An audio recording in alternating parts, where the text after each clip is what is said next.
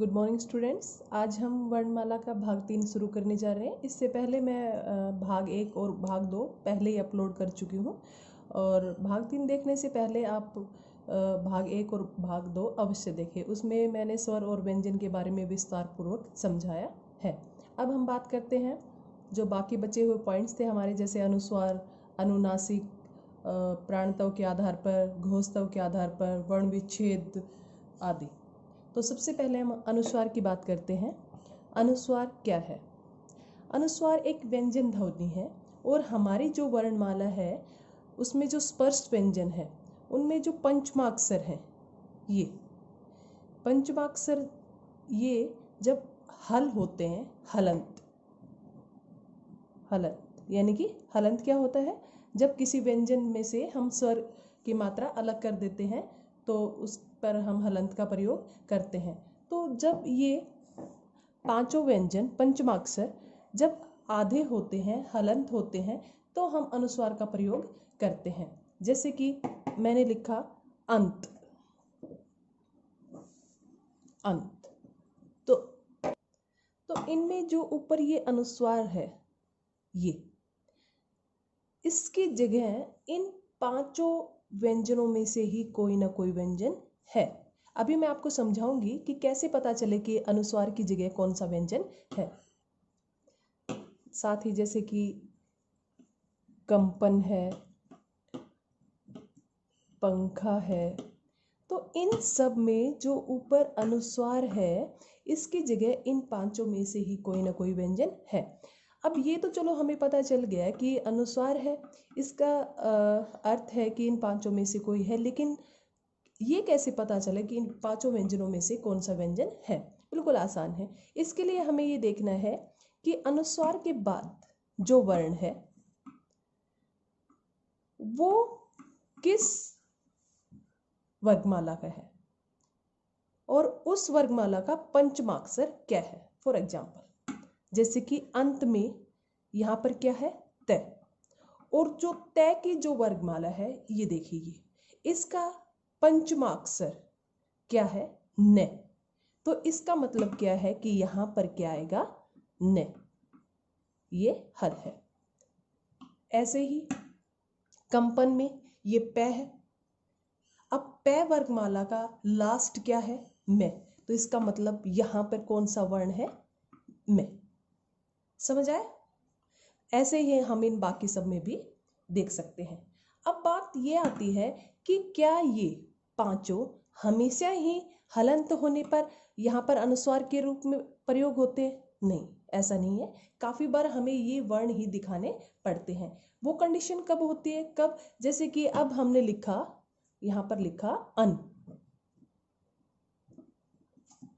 जन। अगर हम यहाँ इनकी जगह मान लीजिए मैंने ऐसे लिख दिया, ऐसे, ओके,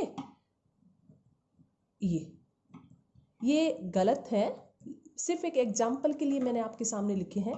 तो ये खुद ही पंचमाक्षर है, दोनों। ध्यान दीजिए, ये खुद ही पंचमाक्षर पांचवें अक्षर हैं। ये वर्णमाला के पहले से ही पांचवें अक्षर वर्ण है। तो इस बात का भ्रम रहेगा कि हम इनमें से इनकी जगह कौन सा लिखे।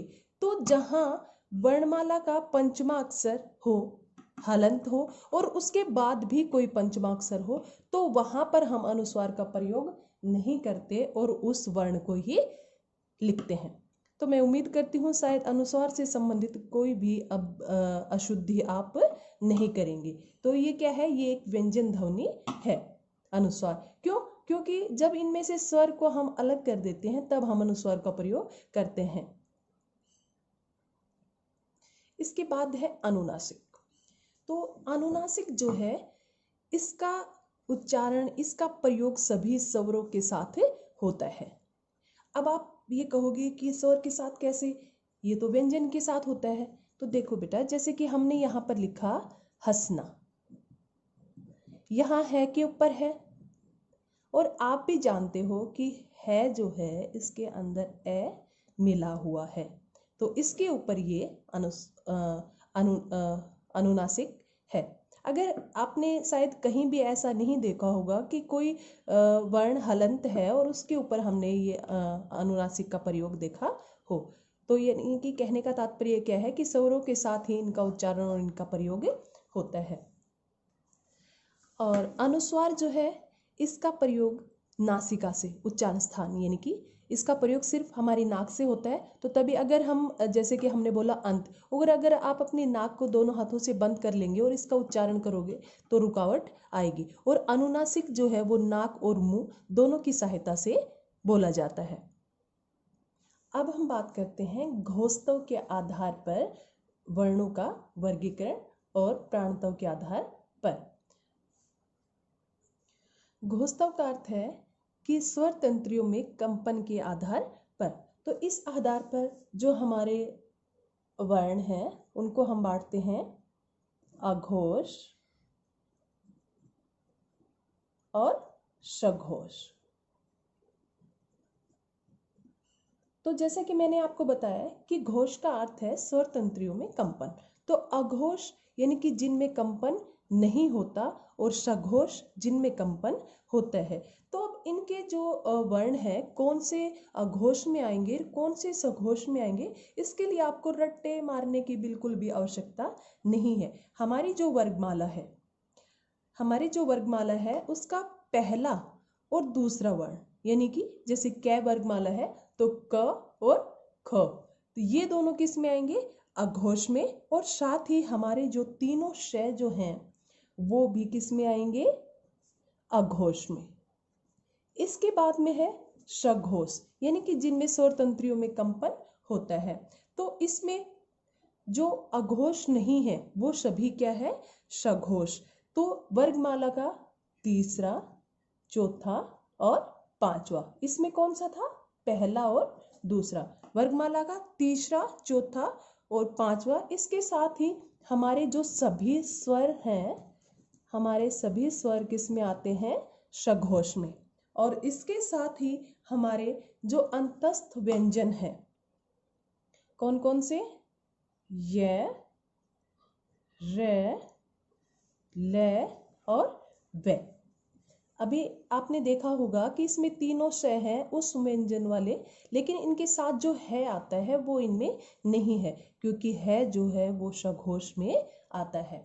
तो अब क्या है, अघोष में पहला वर्ण, दूसरा, हमारे जो स्पर्श व्यंजन है वर्णमाला है उसके पहला और दूसरा स्पर्श व्यंजन का, और ये तीनों श हमारे। और सघोष में वर्गमाला का तीसरा, चौथा और पांचवा, साथ में सभी स्वर, और ये, रे, ले, वे और है, ये सभी किस में आएंगे, सघोष में। इसके बाद आता है प्राणतव के आधार पर। तो प्राणतव का अर्थ है कि हवा यानी कि हमारे प्राण वायु। तो कुछ हमारे वर्ण ऐसे हैं जिनमें प्राण वायु अत्यधिक मात्रा से बाहर आती है, अत्यधिक मात्रा में, और कुछ ऐसे हैं जिनमें प्राणवायु कम मात्रा में बाहर आती है। तो इस आधार पर, प्राणतव के आधार पर वर्णों को कितने भागों में बांटा है, 2। कौन कौन सा, जिसमें कम आएगी वो अल्प प्राण, और जिसमें अधिक आएगी वो है हमारा महाप्राण। याद रखने की ही आवश्यकता नहीं है, नाम से ही पता चल जाएगा आपको कि अल्प प्राण यानी कि जिसमें कम मात्रा में प्राणवायु आती है, और महाप्राण जिसमें अधिक मात्रा में प्राणवायु हमारे मुख से आती है। तो इसमें भी आपको अधिक याद करने की आवश्यकता नहीं है। जब आप अपने हाथों को मुंह के आगे लेके आओगे तो जैसे ही आप वर्णों का उच्चारण करोगे, तो जैसे कि हमने किया स्पर्श व्यंजन, तो उसमें जो पहला वर्ण है वर्गमाला का, पहला वर्ण, तीसरा वर्ण और पांचवा वर्ण, इन तीनों का जब आप उच्चारण करेंगे तो जो श्वास की जो मात्रा है वो कम मात्रा में बाहर आएगी। और महाप्राण में कौन कौन से आएंगे, प्रत्येक वर्गमाला का प्रत्येक दूसरा और चौथा, क्योंकि पहला, तीसरा और पांचवा इसमें आ चुका है, और दूसरा और चौथा किस में आएगा, हमारे महाप्राण में। इसको आप प्रैक्टिकली करके देख सकते हैं। जैसे ही आप अपना हाथ मुंह के आगे लेके आएंगे तो आप देखेंगे कि पहला, तीसरा और पांचवा, इनमें प्राणवायु बहुत ही कम मात्रा में आती है, और जो दूसरा और चौथा है इनमें बहुत अत्यधिक मात्रा में प्राणवायु बाहर आती है। तो इनके लिए मैंने एक टेबल बनाई है जिसे देखकर आपको हमेशा के लिए याद हो जाएगा।